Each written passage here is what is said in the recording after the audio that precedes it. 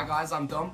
And I'm Ollie, and we are second year marketing students at BU. And in this vlog today, we're going to be talking to you about the different types of costs associated with university. So accommodation. Now before we start, it's worth noting that we've taken an average of the current costs of all the university blocks to give you the best idea of what it's going to cost you. So this ranges from catered halls to uni-lets in Winton, all the way to kind of normal average halls of residence residing in Bournemouth. So after looking at the 11 halls of residence that BU has to offer, we found that the average was £117 per week. With all of the accommodation at BU that's on offer for first year students, your bills and Wi-Fi are included as part of that cost. So this will only be applicable to people who are staying in halls of residence, not uni-let houses, but we worked out that an average cost of washing, that's probably one wash and one dry per week, is between £6 and £8. Now moving on, food. So it's good to be aware of the different types of supermarkets in Bournemouth. There's an Aldi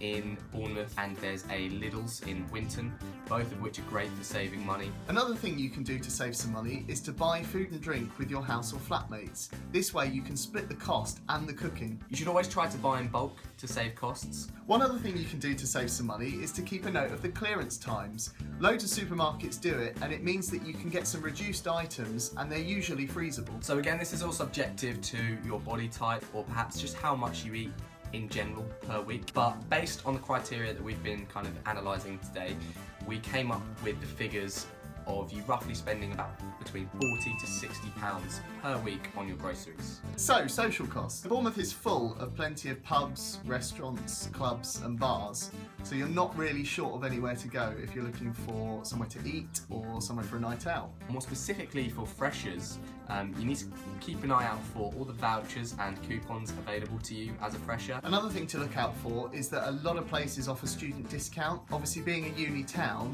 you can go into a lot of shops and offer your student card and they'll give you maybe a 10 or even 20% discount on a lot of things. Whilst Ollie and I don't actually go clubbing very often, we still know quite a few little tips and tricks to help you save money. One of them being book in advance. This means that you don't have to actually queue and you can tend to save money. This cost is a little bit more difficult to estimate than the others because you could end up spending £50 on a night out, you could end up spending only £5 on a night out.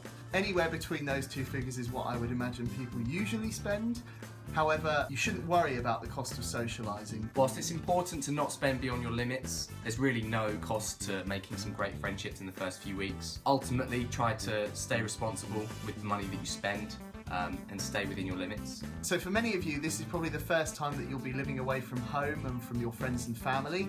So you need to be realistic. It's important to make sure that you budget the money that you have and don't overspend. Regarding travel, this is another cost that you need to think about. So look out for some offers. There are some banks out there that offer a 4-year rail card. Continuing with what Ollie just said, another thing some banks can offer you is NUS membership. NUS gives all university students great discounts. So the final aspect of travel in Bournemouth, there's lots of university buses that run from Bournemouth, from Winton, from Christchurch, Charminster, go all the way through.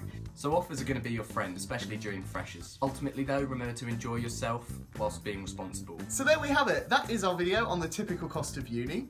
We hope you've enjoyed the video. If you did, then you can check out some more information at the Bournemouth University website and our vlog pages. Thanks for watching, guys. See you next time.